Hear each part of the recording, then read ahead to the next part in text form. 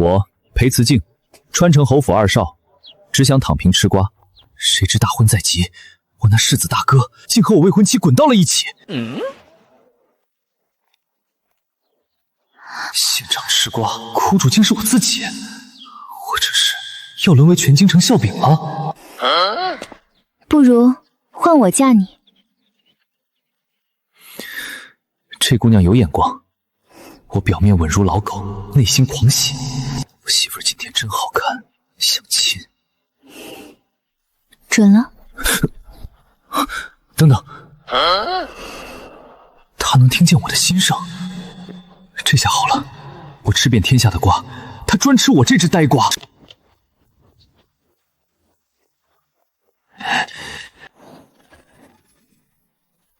逆子，你还敢跑？父亲，儿子不跑，难道要站在原地挨打吗？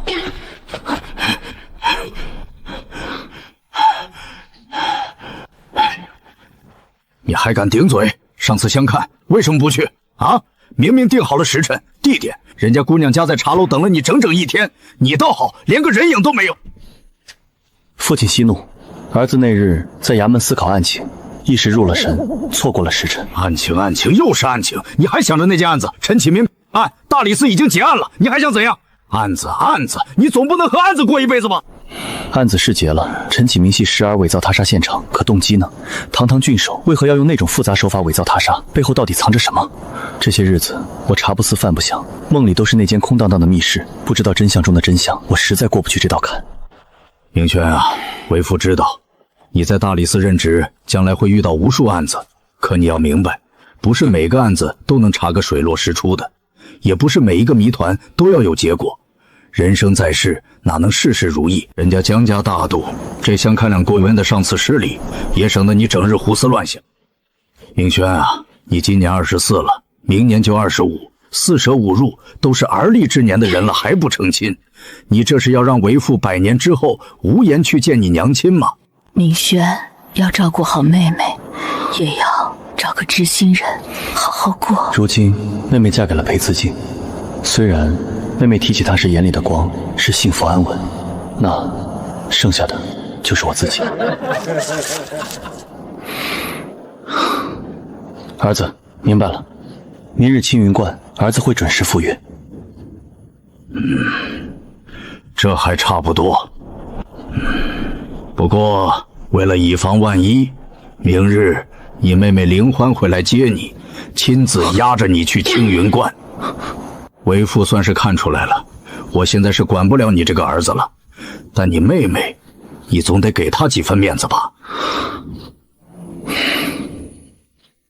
儿子，遵命。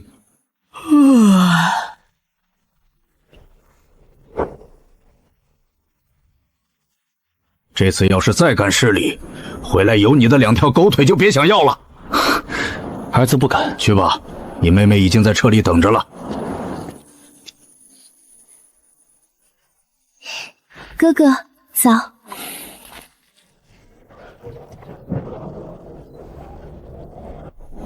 妹夫也来了。大舅哥，早啊。上次相亲放鸽子，这操作属实有点东西。再大度的姑娘心里能没点芥蒂？今日这场再相亲，恐怕有意思。读书重要，吃瓜陪娘子出门散心更重要。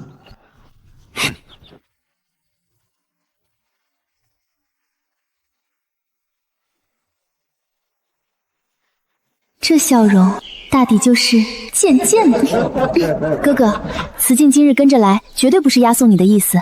他最近读书辛苦，我带他出门透透气，顺便上青云观祈个福。哼，就他这小身板，还想押送我？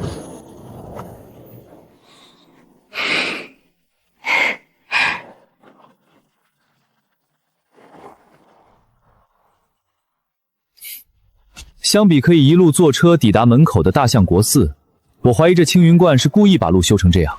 为何？防人，防那些只想来凑热闹的闲人。这一路走上去，体力不好、心思不成的，半路就打退堂鼓了。坚持走到关里的都是虔诚之人，如此关里清净，香火不歪理。是不是歪理？大舅哥走走便知。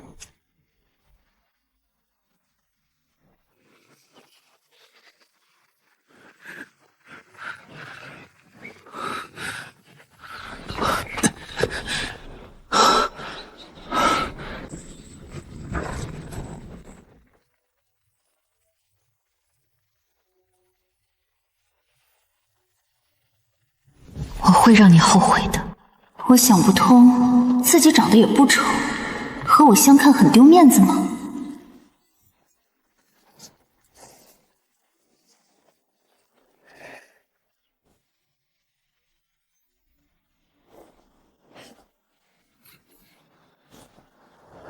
待会儿人来了，先郑重鞠躬道歉，态度诚恳，然后寒暄几句，客客气气送人走。回家便对父亲说：“顾姑娘很好，是儿子配不上，有缘无分。”对，就这么办。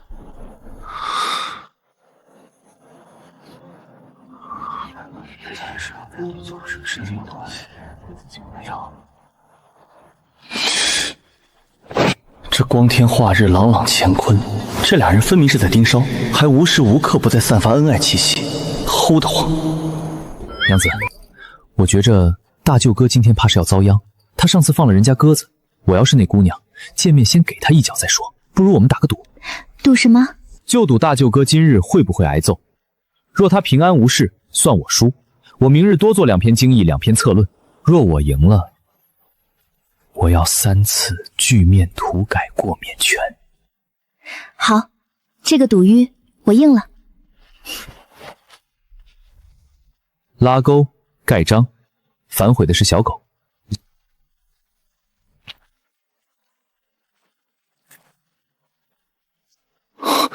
是他。顾姑娘，在下沈明轩，上次茶楼之约是在下失礼，让姑娘空等一日，今日特来赔罪，还望姑娘海涵。沈公子，你知不知道，在蜀州放姑娘鸽子要挨刀子的？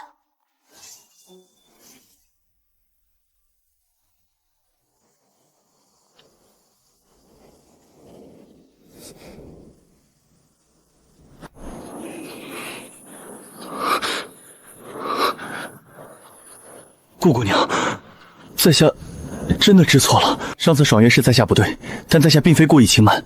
在下早年定过亲，姑娘是青梅竹马，感情很好。可婚期定下不久，她就病了，不过半月人就没了。后来有人说我命格硬克妻，我本不信，可总忍不住想，若真是我连累了人家，所以这些年我不敢一起，怕耽误了谁。今日来此，是想当面把话说清楚。顾姑娘很好，是在下配不上，还望姑娘莫要因我这般不堪之人耽误良缘。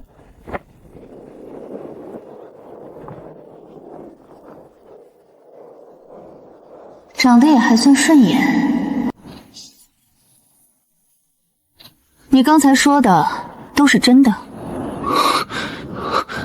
句句属实。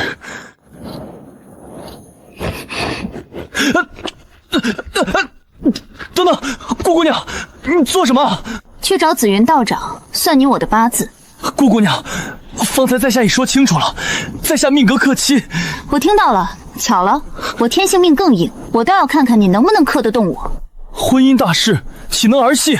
所以去算八字，若合便是天作之合，若不合，我就把你绑回蜀州，让我娘想法子改命。总之，我看上的人跑不了。救命！娘子，你看那彩带，红的配绿的，还挺喜庆。确实，成功吃瓜，刀锋相亲，大舅哥被拖去算八字，吃瓜点数加156，余额3874点，不错。单手拖转一个成年男子，步履轻松。这位顾姑娘身手有些不凡啊。听闻顾伯母是将门出身，顾姑娘这身手许是跟外祖家学的。我娘说过，遇到合适的好男人，该出手时就出手。欢儿，将来要帮哥哥找个知心人。若母亲在天有灵，看到今日这一幕，应该会笑吧。娘子回神了，大舅哥已被拖走，接下来该我们了。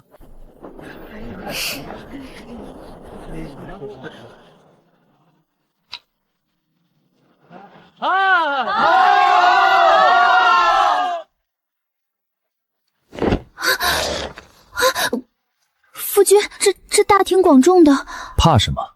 我们的缘分，我们自己抓住，岂可交于上天？夫人，抱紧我。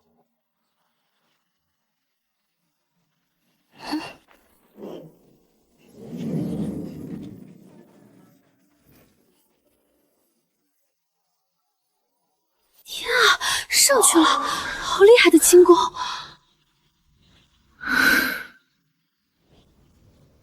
到了。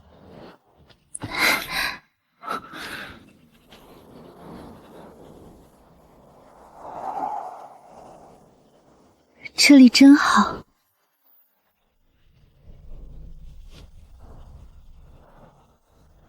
这下，我们的缘分记得牢牢的，谁也抢不走。戏牢了。天哪，这是什么轻功？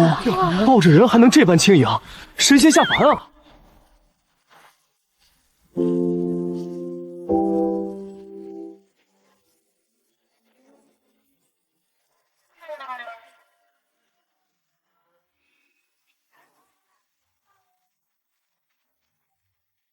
凭什么？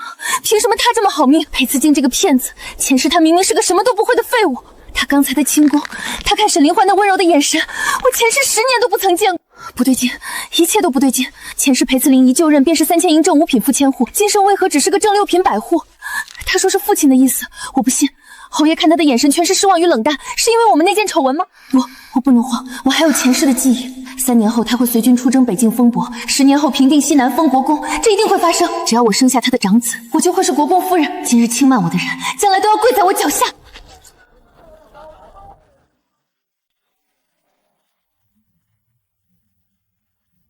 我这妹妹2辈子都没学明白，命运从来不是靠抢的。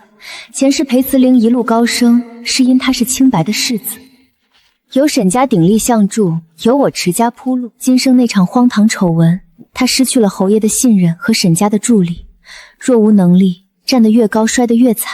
她只看到我日子顺累，却看不到2房的富足、婆婆的疼爱，以及我与夫君以诚相待的真心。我嫁她时，她只想做条吃瓜躺平的咸鱼，可她愿意为了我们的将来去努力读书，去显露这惊世的武功，这才是最难得的。夫君，今日来都来了，我们也去求支签吧。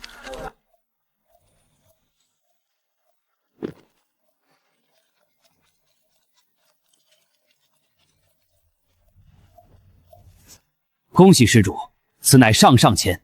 凤兮栖于高冈，施主命格清贵，姻缘天成，日后福泽深厚，贵不可言。当遇良人，晚年儿孙满堂。多谢道长。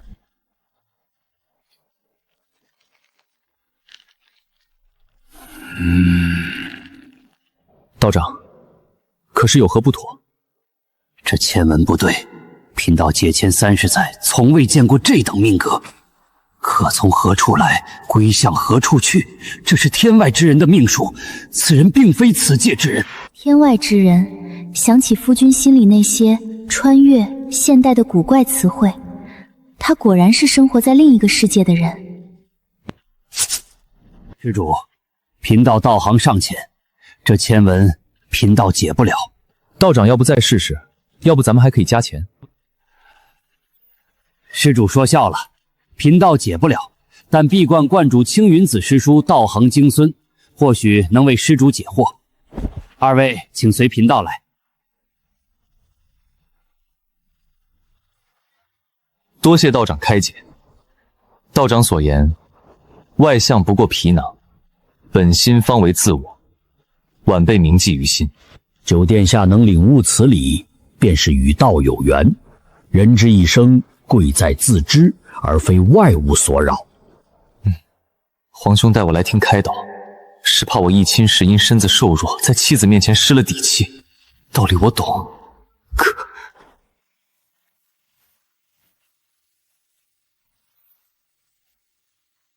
那感觉不是羞耻，仿佛那才是我该有的模样。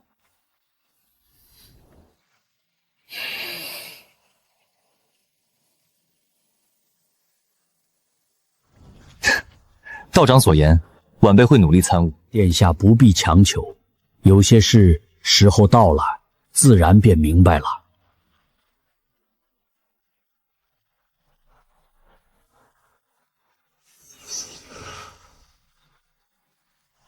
我们走吧。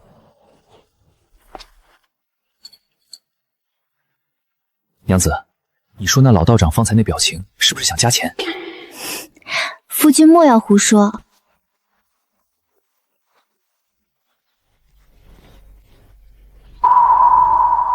六哥待我真好，可我怎么才能告诉他，我有时竟想做个女子？若我生来便是个女子，或许不会有那么多苦恼吧。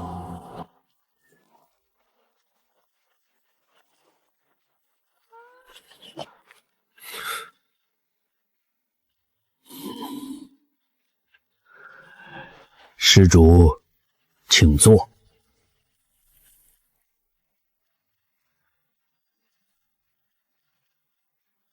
这老头的眼神太瘆人了，比前世高中的教导主任还可怕，像把我前世今世几岁尿床都翻了个底朝天。我听不到，不是空白，而是什么都没有，仿佛他周身有一层无形的屏障，将我的探知挡了回来。道行太高了吗？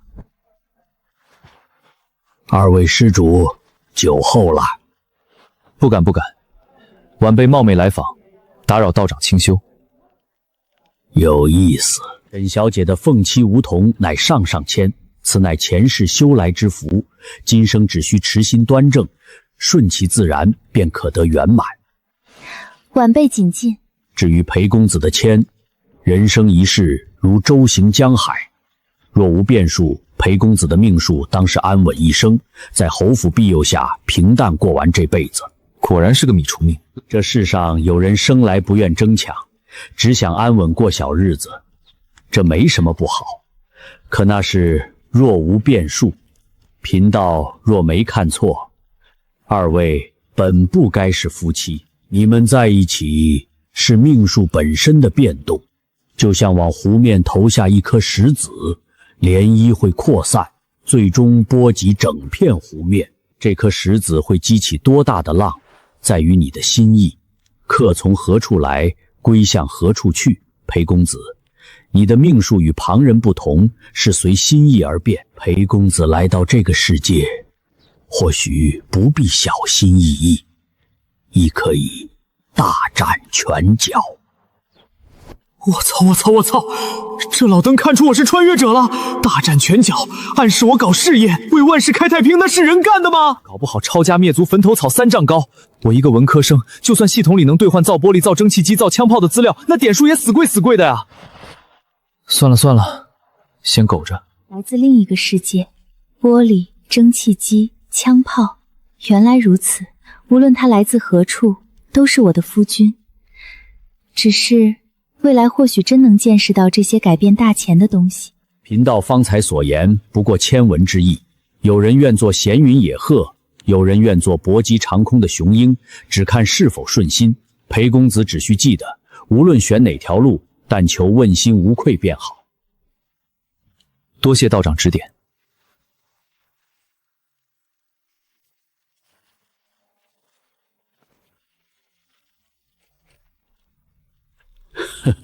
有趣。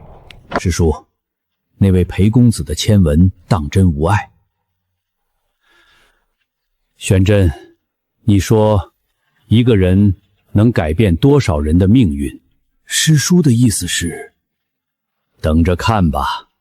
那颗石子已经投下去了，就是不知道未来能旋起多大的涟漪，给大钱带来怎样的风浪。求道祖给弟子一个答案，为什么前世的记忆与今生处处对不上？为什么裴慈静会武功，会上进？为什么世子看我的眼神像个陌生人？求问今生所历，究竟为何与前世所知全然不同？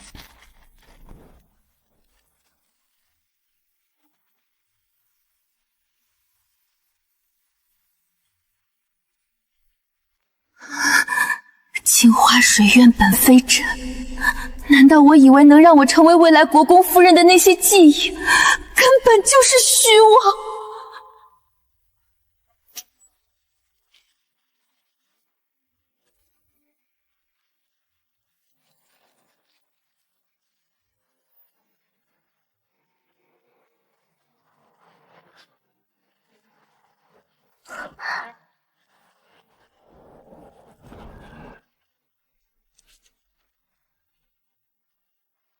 上天待他不薄，若非天机变动，让他窥见那未来一角，又怎会生出这般虚幻？若他守着原本赐予的姻缘，那孩子看着散漫，实则通透温厚，绝不会苛待欺世。他本可安稳一生，他以为抢了嫡姐的姻缘，便能抢走对方的命数，却不知换个人也走不出同样的路。过分强求，适得其反。若能及时放下，或许还能体面收场。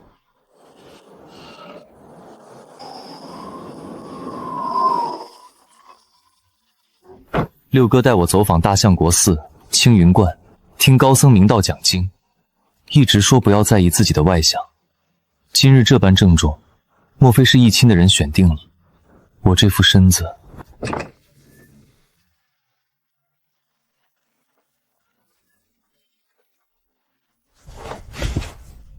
六哥，怎么了？程璐，接下来我要说的话，你听完之后，无论多震惊，都不许喊叫，不许跑出去。你能做到吗？你可知道自己为何每月都会腹痛？太医说是先天不足，干预气。太医说的不对，我已问过太医院院正华元，他亲口所说。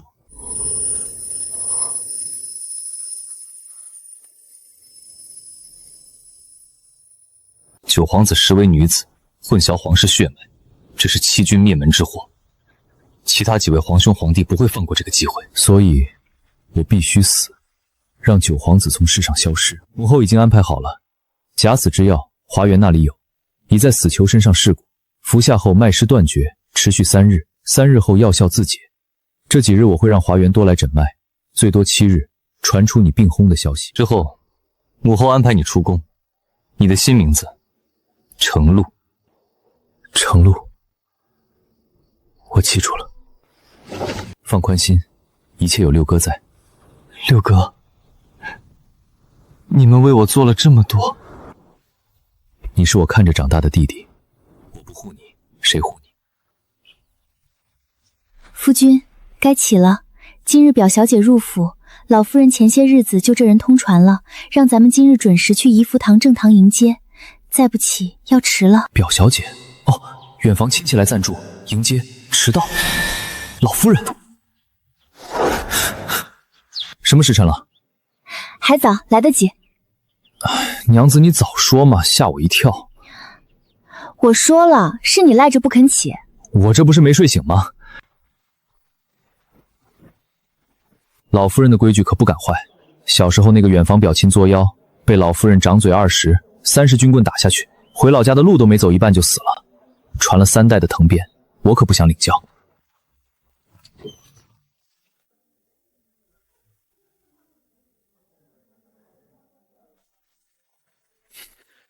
大哥，娘子掌家自然坐我前面，我舒舒服服躺平，开开心心吃瓜就好。满屋子的人都坐着，只有他站着。妾室在正经场合连把椅子都没有，这两人的关系好像有些冷淡了呀。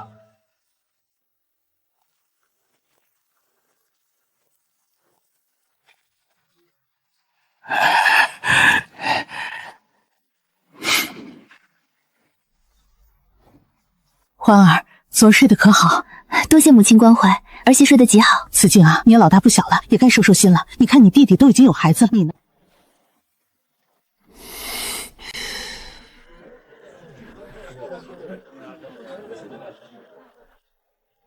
坐吧。换婚丑闻，差点把侯府脸面丢尽。世子之位传给他，我是真不满意。好歹大房现在管得住，没再出什么幺蛾子。二房这孙媳妇儿是个能担事的，把安乐君打理得井井有条。小夫妻感情也好。前几日皇后通过秦国公府密送信件，让收留远亲表小姐程璐。秦国公对老侯爷有过命之德，这人情推不开。可刚巧九皇子病逝，程璐。周氏好说话，沈灵欢聪明正派，裴慈敬夫妻蜜里调油，人放2房最稳妥。今日叫你们来是有件事交代。程璐这孩子是老侯爷当年一起上战场的远亲后代，家道中落，先天体弱，此番进京求医，投奔咱们府上常驻，万不可懈怠。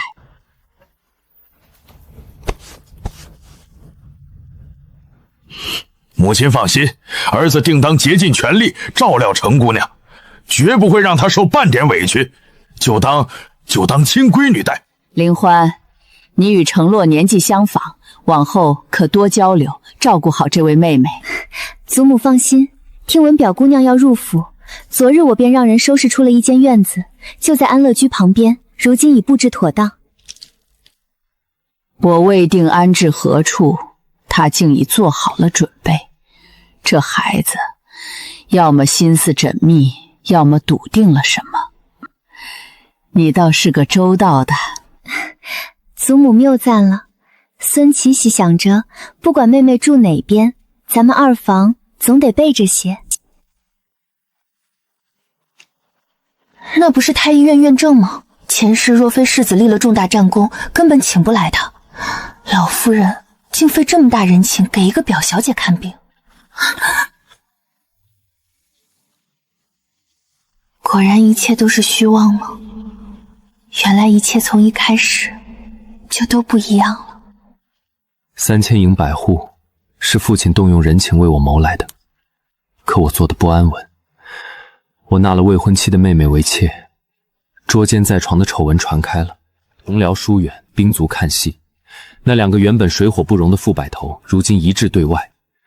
空降是事实，私德有亏也是事实。我抢了2弟的未婚妻，这苦果只能自己咽。我只能每日最早到最晚走，把兵书啃透，证明我不是靠祖荫的废物。只有站稳了，才能给他和未来一个交代。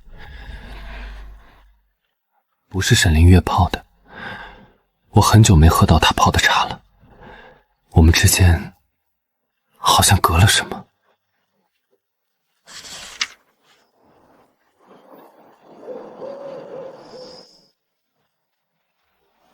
吾皇万岁万岁万万岁！平身。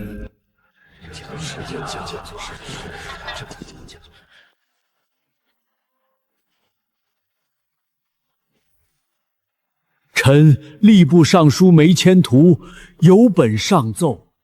梅爱卿，真的不能再陪朕一段时日了吗？非是不愿，而是臣做不到了。去速一场大病，太医说臣撑不了多久。臣离家40余年，只求落叶归根，求陛下成全。准了。臣叩谢圣恩。赐座。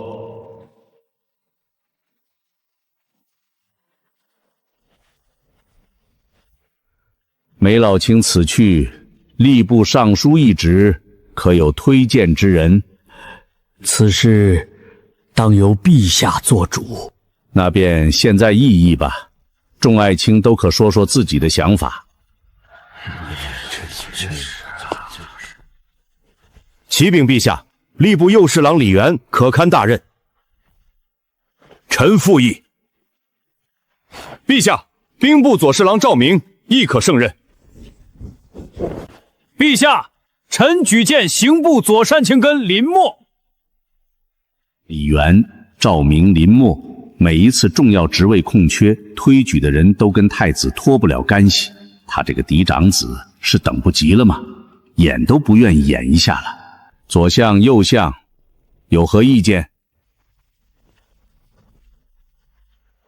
启禀陛下，此事当由陛下做主。臣亦以为此事应由陛下圣裁。老六这孩子长得像我，气韵更像。老六，儿臣在。这事你怎么看？启禀父皇，吏部尚书一职，掌管官员镇免，事关重大，担任此职之人，必须忠于父皇，忠于大前，唯有如此，方能秉公持政。支持太子无可厚非，可朕还没死呢，整个朝堂何时成了他一人的天下？臣在。梅爱卿致仕后，吏部事务一直由你暂理。回陛下，正是。大半年来，吏部运转如常，条理清晰，颇有梅爱卿当年的风范。臣不敢当，臣不过是循着梅大人定下的规矩办事，不贪功，会做人。即日起，由你暂代吏部尚书之职，主持部务。陛下，臣何德何能？臣资浅望轻，恐难当大任，还请陛下另择贤能。朕意已决，你且暂待着。若做得好了，这代字迟早要去；若做得不好，那便换人。臣遵旨。年底官员科考将至，3年、6年、9年数职，若处理妥当，这代字就能去掉。难的不是做事，是挡了太子那些人的路。只怕年末会给我来出下马威，走一步看一步吧。诸事已毕，退朝。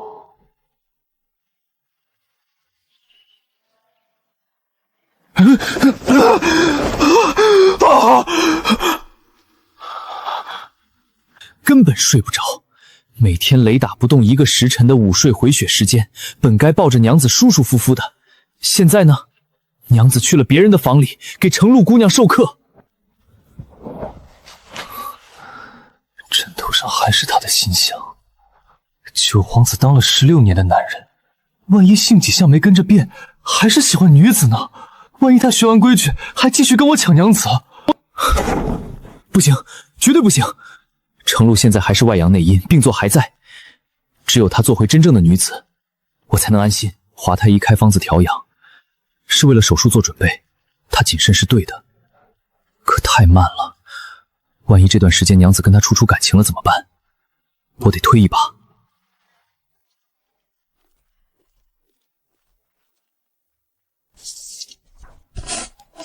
当初赏花会上，系统杏林圣手技能把完整的医学知识灌进了我脑子里，今天正好派上用场。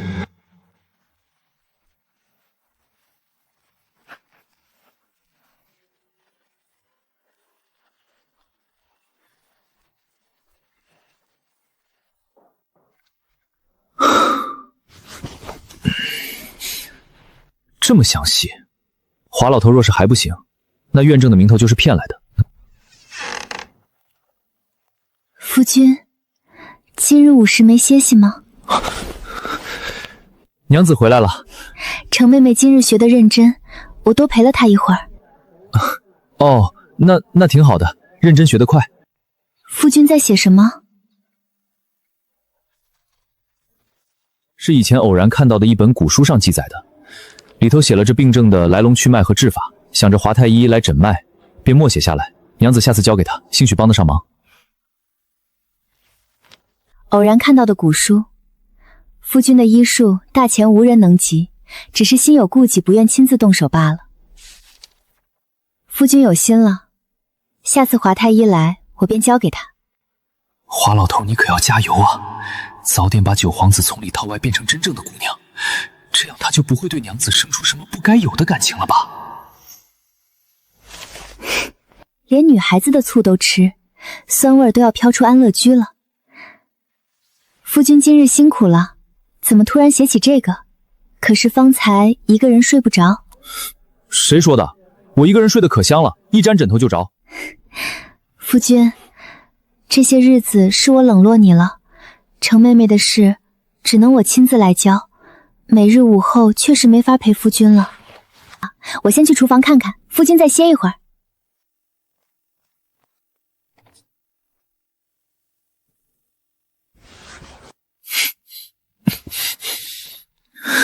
李成玉那个狗东西，非把人塞侯府，累到我娘子，害我独守空房。算了，先忍忍吧。请进。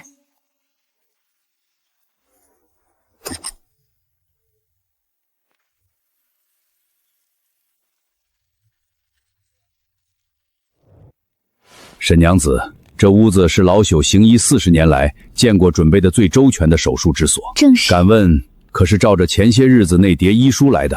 正是。那医书写得明明白白，前人早已研究透彻。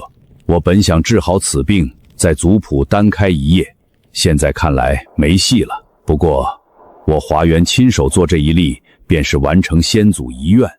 族志上写一句：华氏第17代孙华元，承先辈遗志，副本归元，活贵人一命，亦足够了。沈娘子可以开始了。有劳了。姑娘放心，今日这一遭，定让姑娘得偿所愿。我就在旁边打下手，一直陪着你。多谢欢姐姐。我也在，我会在外面一直守着，如果有需要，随时叫我。娘子，九皇子那手术我也会做，但我不能做。男女有别，我若动手，事后他心里过不去，六皇子也不会同意，只能交给华太医。但万一出了岔子，你立刻换我，我进去接手，保九皇子平安。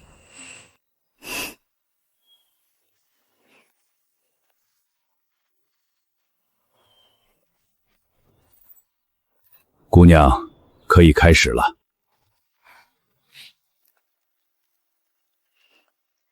喝了这个就不疼了。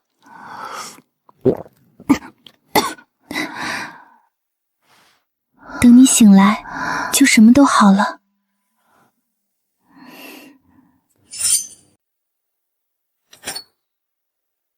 沈娘子，开始了。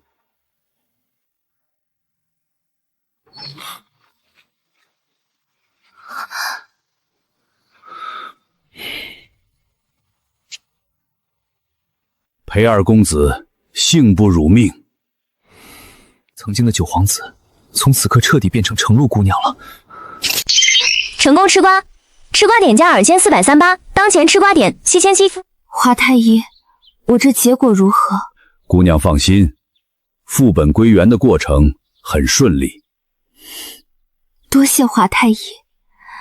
姑娘不必谢老朽，今日多亏了沈娘子。老朽行医40年，从未遇过配合这般默契之人。我需什么，目光一扫，他便递到手上。我额头出汗，不待开口，他便轻轻拭去。老朽都怀疑沈娘子是不是能听到老朽的心声。华太医谬赞，真正妙手回春的还是您。若无您稳如泰山的手，准备再周全也是枉然。多谢华太医妙手回春，亦多谢欢姐姐悉心照料。这份恩情程璐铭记在心。术后这2日需卧床静养，饮食以粥汤为主，忌生冷辛辣。若发热流脓，立刻告知老朽。多谢华太医，我都记下了。沈娘子，今日用的那金疮药可是侯府自备的？正是。那药粉细腻金黄，一沾伤口便迅速结出薄痂，稳固不易脱落，比宫里的御品好上几分。不过是府里备的一些寻常药物罢了。这叫寻常？这侯府好东西真不少啊！我得把养颜膏和壮阳丹尽早做出来当谢礼，借阅医书，顺便把这金疮药的配方换过来。3日后老朽再来复诊，劳烦沈娘费心了。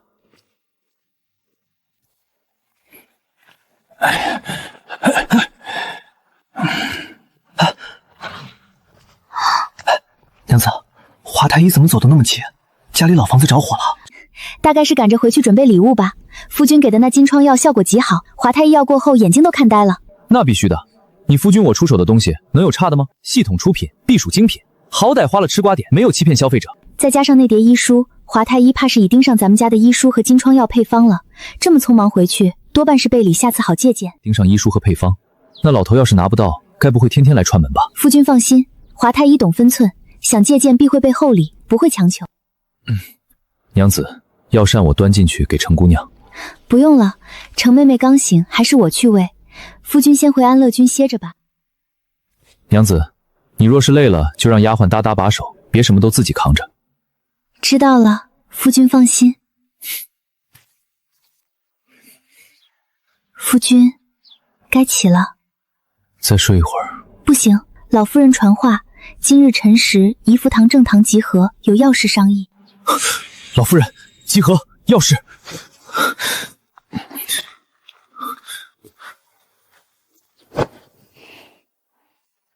今日怕有大事，老夫人轻易不召集全家，一旦召集，必定是要紧的。大房二房各过各的，平时不管事的老夫人又叫集合，这次是为了什么？今日叫你们来，是有事交代。我与侯爷接到了宫里的帖子，今年的宫宴定在7日后。今年的宫宴就带慈静和宁欢二人前去，这几日好生准备，莫失了礼数。母亲，这不合适吧？往日都是带我和世子。母亲愿意带谁是母亲的权利。慈静科考在即，我作为大伯带他赴宴长见识，有问题吗？这件事母亲与我已经定了，你可是有异议？我没有异议。眼皮子浅，大房出了那等丑闻，还去宫宴招笑吗？带二房前去，既是补偿，也是向外释放侯府依旧和睦的信息，挽回些名声。他却只盯着自己的1亩3分。父职3000迎后，这不孝子倒是沉得住气了。慈静第一次入宫，林欢要好生教教他，万不可失礼。我有这么不正经吗？想当年公司年会，我也代表部门上台领过奖的。祖母放心，孙媳定会将宫中规矩礼仪一一讲明，万不会出岔子。孙儿谨遵祖母教诲。娶了林欢后，慈静读书上进，人也精神了。如今看着入眼许多，都散了吧。前世故宫没去成，这辈子直接以宾客入宫赴宴，皇宫是不是金砖铺地？最重要的是，御膳房的菜怎么样？有没有吃一口就飘飘欲仙的绝世式美味？要是能打包点回来给爹娘尝尝就好了。别人赴宴想长见识，他倒好，就好奇饭菜，眼神亮得跟偷油耗子似的。夫君在想什么？没什么，在想第一次入宫该注意些什么礼仪，万不能给侯府丢脸。夫君放心，这几日我会细细教你。夫君这般聪明，定是一学就会。那是自然，你夫君我记性很好，不就是些规矩吗？小菜一碟。规矩虽多，应该不难学吧？应该吧。我怎么觉得像换了个人似的？谁让你平日懒懒散散，今日这一收拾，倒真有几分世家公子模样。夫君今日当真是一表人才。娘子今日也极好看。夫君这张嘴，今日倒是甜得很。我嘴甜不甜，娘子忘了吗？要现在尝一尝吗？什么时候了还不正经？该出发了。这孩子今日收拾一番，倒真有几分气派。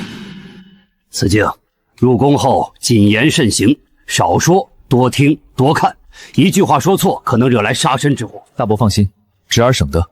今日带你参宴是长见识，你读书上进，明年春云若能高中，往后步入朝堂，遇事不易慌张。多谢大伯提携，定不给侯府丢脸。准备好就出发吧，路上仔细些，莫误了时辰。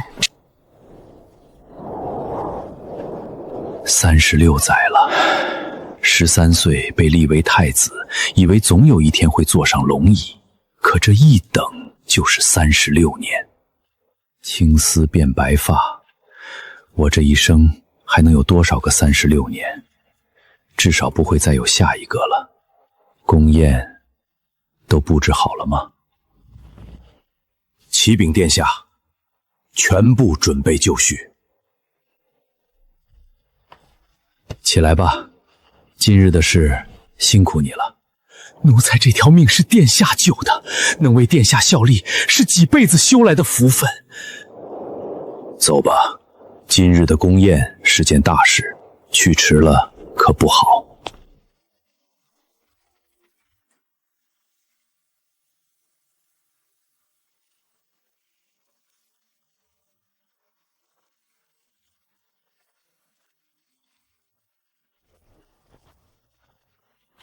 这皇宫没金砖没玉柱，只有高墙。前世看故宫人山人海，现在才知道这宫里静的只能听见心跳。诸位贵人，请随咱家来。请。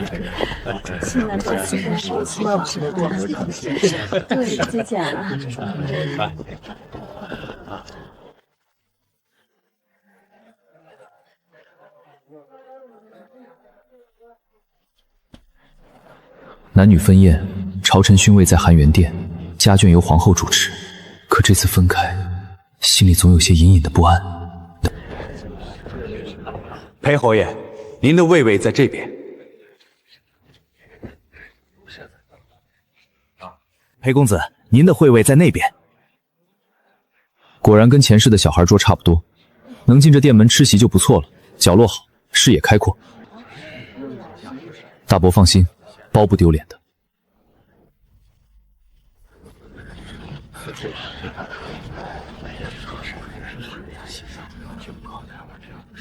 皇上驾到！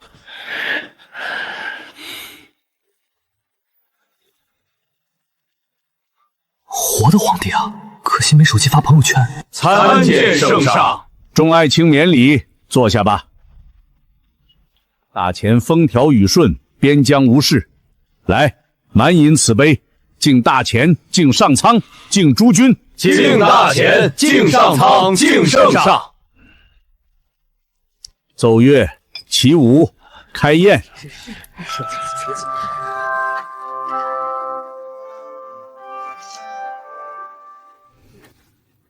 这味道扛不住啊！我可是留了一天肚子等这顿的，快轮到我们这桌了吧？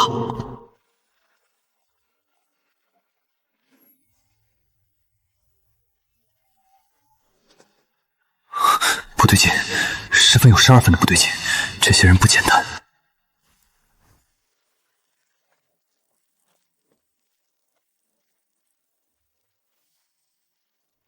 父皇年事已高，为国操劳数十载，儿臣心中不忍。今日满朝文武皆在，儿臣斗胆一求，请父皇退位让贤，将这江山社稷交与儿臣。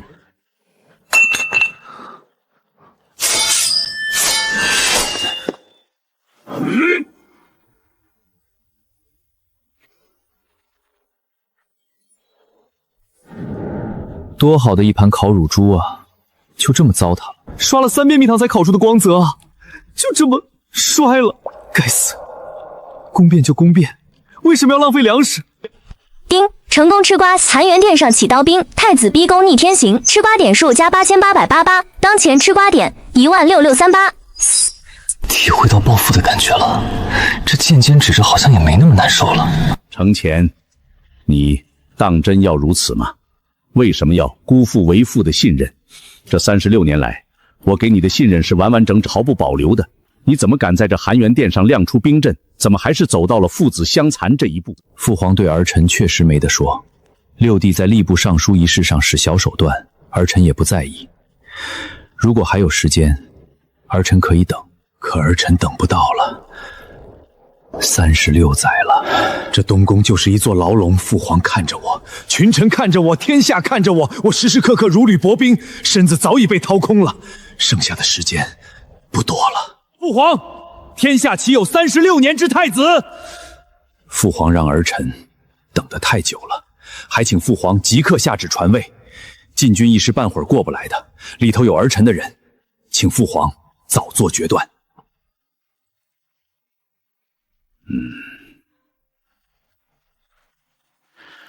太子既然想要这个位置，那就亲自来拿。当年异族压境，逼迫和亲，朕的回答是不。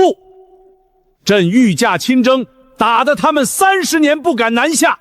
今日，朕的回答依旧是不。那儿臣只好请您从那个位置上下来了，给我上！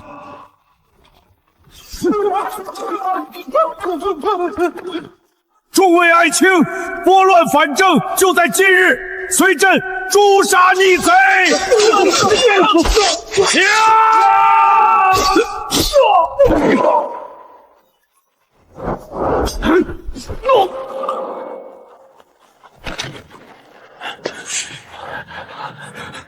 那臭小子方才明明还在那儿，怎么一转眼就不见了？罢了，这么乱我也顾不上他了。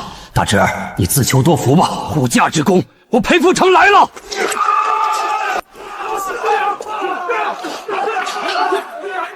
站住！哪里跑？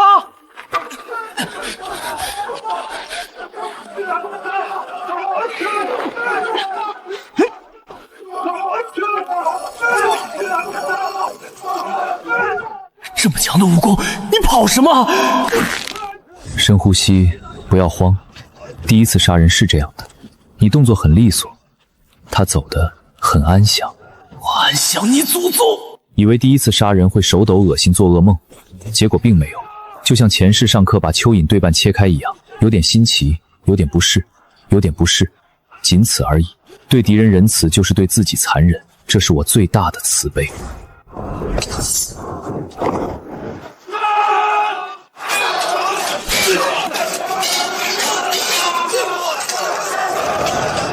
太子不占大意，也没能速战速决。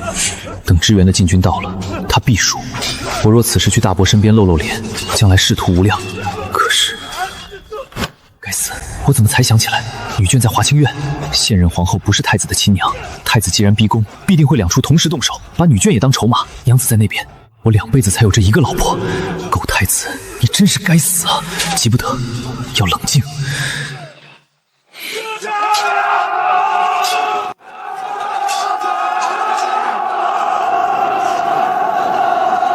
太子的内宴和护驾禁军全面交火了，动静比想象的大，我必须尽快赶到华清院。娘子，撑住啊！我来救你了！多亏了当年马皇后定下的规矩，这女宴才能如咱们后宅这般随意。可不是，少了那些虚头巴脑的，自在多了。是。快了，等会儿动起手，我们需保证院门敞开，让太子殿下的人进来。若立大功，便是前程似锦。真是。祖母，孙喜察觉那2名内侍不对劲儿，恐有大事发生。内侍不对劲儿，恐有大事。女宴是皇后负责的，只能是对皇后不利。走，去拜见皇后娘娘。娘娘，老身这孙媳妇儿素来稳重，从不说没影儿的话。她既察觉那2内政不对，必有问题，请早做打算。沈家嫡女换婚嫁入裴家2房，就是这裴家老二最先发现小九病症的。这夫妻俩都是聪慧的。来人，拿下那2人。太子宫殿、含光殿、华清院一个都跑不掉，派人从不同方向出去报信，其余人死守院门。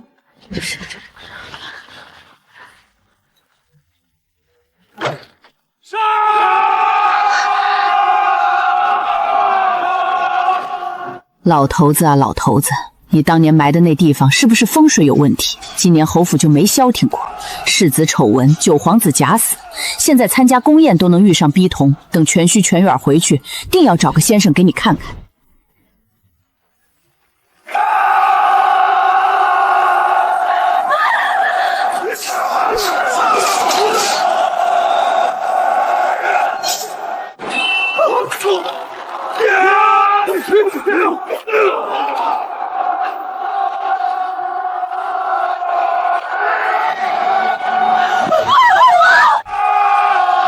攻他眼耳口鼻，还有下3路。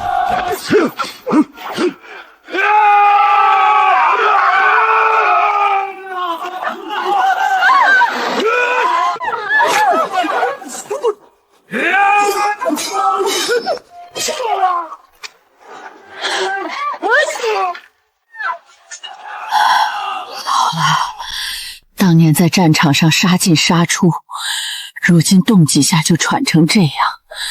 岁月不饶人。娘子，我来救你了。等等，我去，厉害了我的奶！3杀，这老太太真是深藏不露啊！帅呆了，花了200吃瓜点一键换装，妥妥的世外高人味儿。含元殿才是主战场，我舍近求远跑来救凤驾，要是暴露身份，肯定被扣上置圣驾安危于不顾的帽子。事了拂衣去，护得娘子周全才是第一要事。让开，我来。壮士小心，此人刀枪不入，力大无穷，我们围攻许久，伤不得他分毫。无妨，你们去支援其他人，这里交给我。小子，你胆子不小，方才的话听见了吧？你是来送死的吗？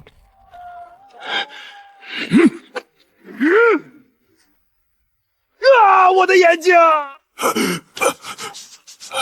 10吃瓜点买的生怀血粉，系统出品，童叟无欺，真是个憨憨，连躲都不躲。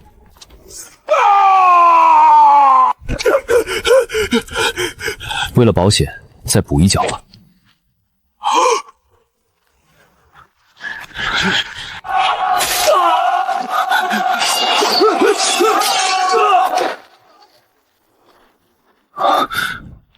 多谢壮士救命之恩。不必多礼。他认出我了。护驾！禁军支援到了，老婆安全了，是时候撤退，回我该待的地方了。壮士留步！丁，成功吃瓜，神秘高手就奉驾，事了拂衣不留名。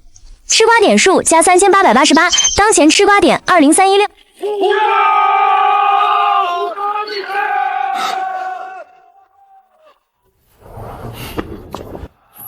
确实走得挺安详的，这大戏马上就要尘埃落定了。程潜，你听见外面的声音了吗？护驾的禁军马上到了，收手吧，朕会给你一个体面。听见了，父皇，开弓没有回头箭，只要在禁军到来之前拿下父皇，赢的就是儿臣。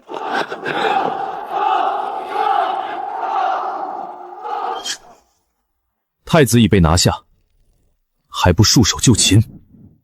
儿臣护驾来迟，请父皇恕罪。程渊来的正是时候，你输了，让你的人不要再做无谓抵抗，一切该结束了。是啊，父皇，一切都结束了。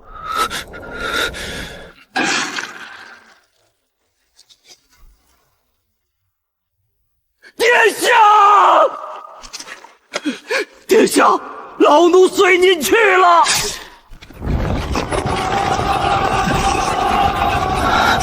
太子派那么多高手招下死手围攻我，是真要置我于死地。若非我自己有些本事，真没命了。我太了解大哥了，筹谋多年，怎么可能轻易认输赴死？那笑容分明是得偿所愿的笑，可他输得彻彻底底得偿所愿的，难道他还留了什么后手？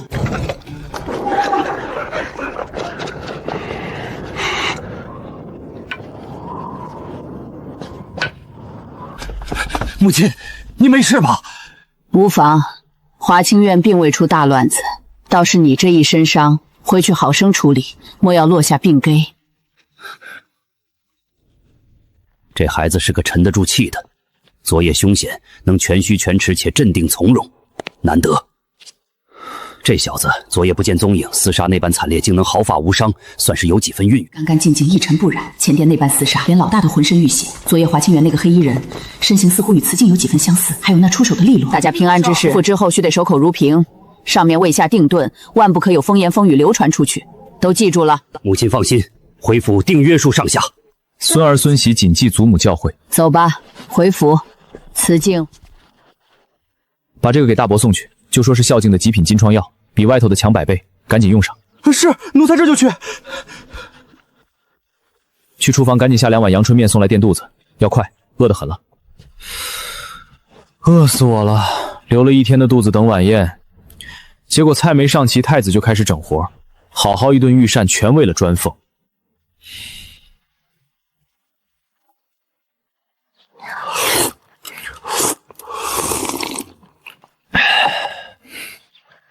娘子吃饭的样子真好看。把碗筷撤下，我与娘子要歇息，若无要紧事，不要打扰。娘子，宫宴之事你怎么看？夫君怎么了？可是有什么不妥？初时我也觉得不过是太子为过酒，细细品来却有些不对味了。娘子，太子发动宫变的时机选的不对，大前讲究正统，在宫宴上杀父夺位是板上钉钉的乱臣贼子，事后天下人藩王边将怎么看？有些人打着拨乱反正的旗号，江山立刻四分五裂，这道理太子不会不明白。若我是太子，想要继位根本不必弄这么大阵仗，只需想办法让陛下病逝，或者趁陛下出宫避暑时换掉护卫，把事情做得干干净净，何必选最扎眼、最无法遮掩的方式？这说不通啊！夫君，这番话咱们夫妻私下说说便罢，出了这道门万不能说半个字，这种话传出去，轻则惹祸上身，重则牵连全族，慎言。娘子放心，我都懂。在外头我绝对忠君爱国，该喊万岁时喊得比谁都大力。这套政治正确的规矩我门儿清。夫君明白就好。不过太子选此时动手不合常理，除了这处，可还有别的蹊跷？还有一处，娘子昨日在华清院可曾注意那个刀枪不入、力大无穷的壮汉？人处的碎死，便不觉风尘恶。那等高手不应当用在最要紧的地方吗？只要拿下陛下，大局便定。可太子偏偏把他派去了华清院对付一群女眷，这根本是不分主次。夫君，含元殿那边两方是否势均力敌？娘子猜得不错，含元殿那边太子只是略占上风，始终没能真正拿下陛下。若是那人在含元殿，护驾的人未必挡得住，后果不堪设想。夫君，太子恐怕根本没想赢，他是在有意平衡两方的力量，这一切都是他设计好的。宫变失败本就是他计划中的一环，他是在给人铺路。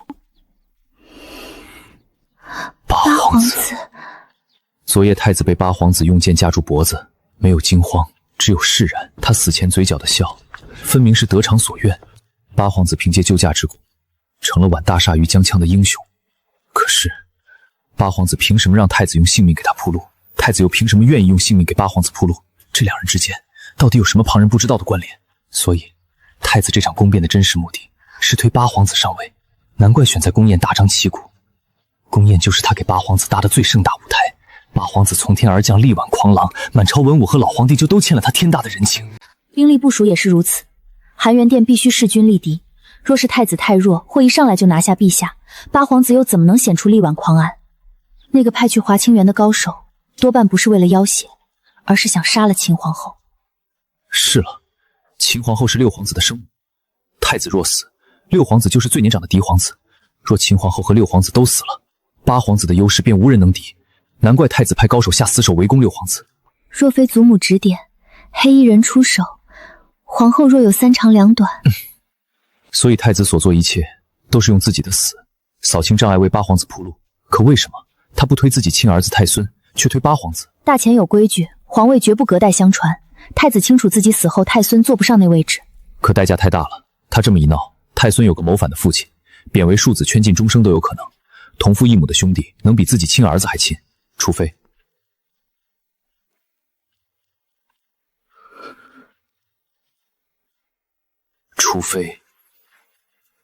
八皇子是太子的儿子。丁，成功吃瓜。太子八弟，猜猜我是谁？我是你爹。吃瓜点加5318，当前吃瓜点亮25734。系统，你是懂起标题的。娘子，这些都是猜测，真相跟咱们没关系，不如先补个觉。困死了，累得骨头都散了。好，此事到此为止。夫君辛苦了，该歇歇了。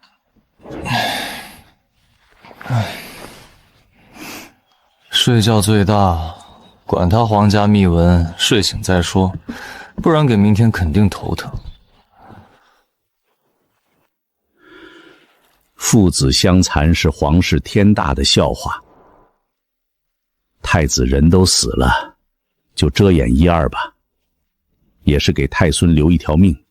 宫宴之上有贼人作乱，惊扰圣驾。太子李承乾受惊过度，旧疾复发，轰，其家眷搬出东宫，降为普通宗祠。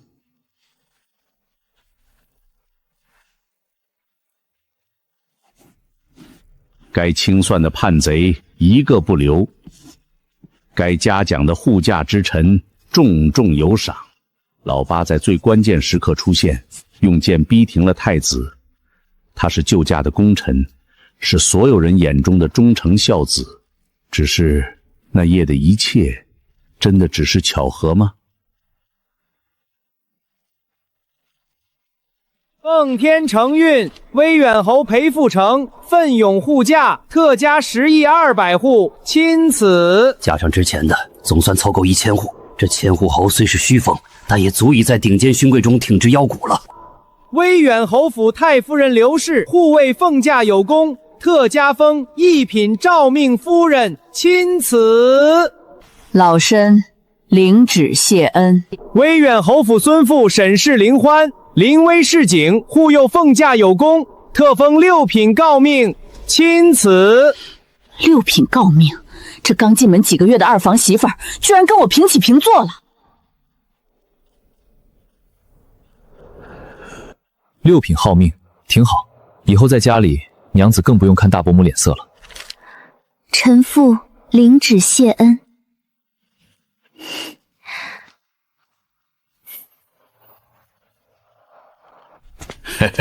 公公辛苦，这点小意思，请公公喝茶。20两黄金，这侯府出手真阔绰。哎呀，这怎么好意思？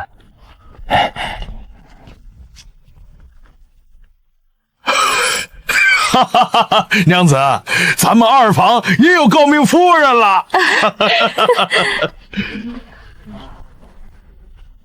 6品诰命，娘子，你这升职速度比我快多了。我还没考上功名呢，你就是朝廷命妇了。夫君若是想要，宫变那晚为何不去救圣驾？那个老男人有什么可救的？高官厚禄，哪抵得上娘子的安危重要啊？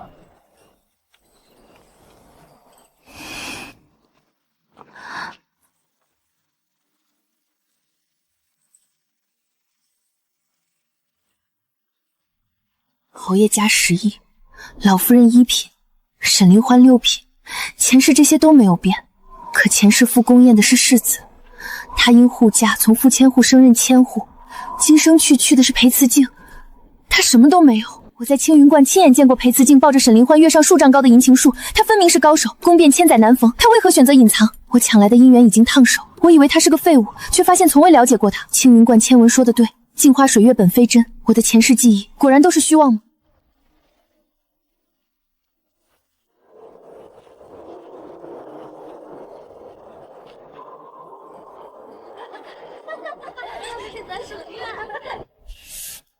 早起晚睡肯精益，真拿出当年高3的劲头了。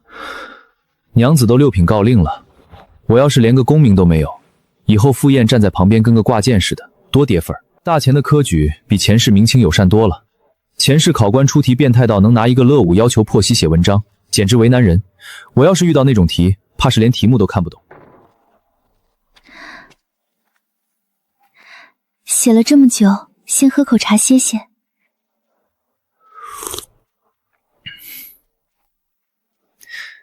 娘子看看，可有需修改的地方？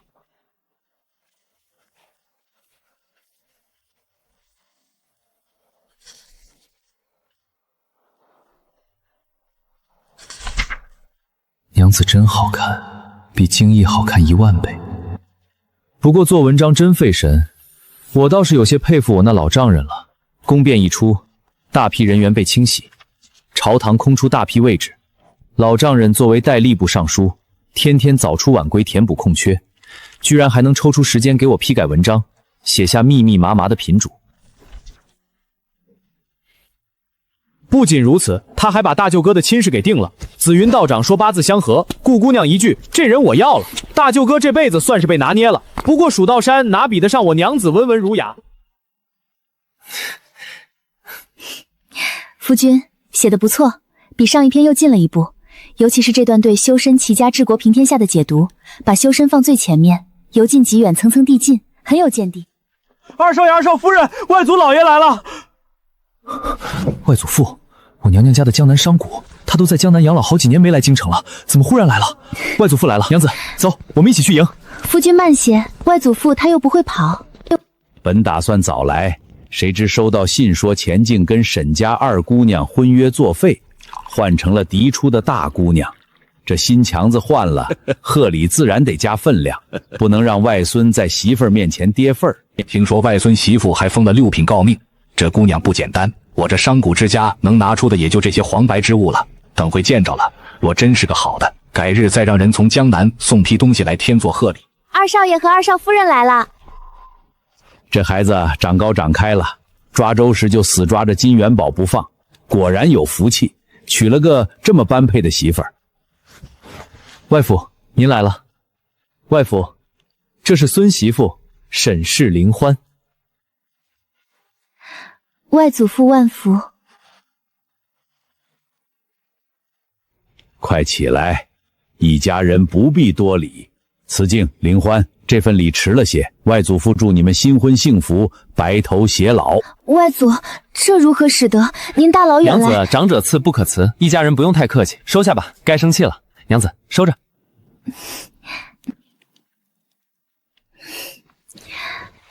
多谢外祖厚爱，孙媳愧领了。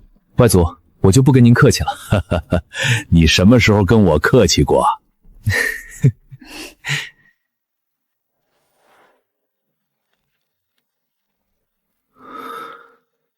这脸有点眼熟，叫他什么？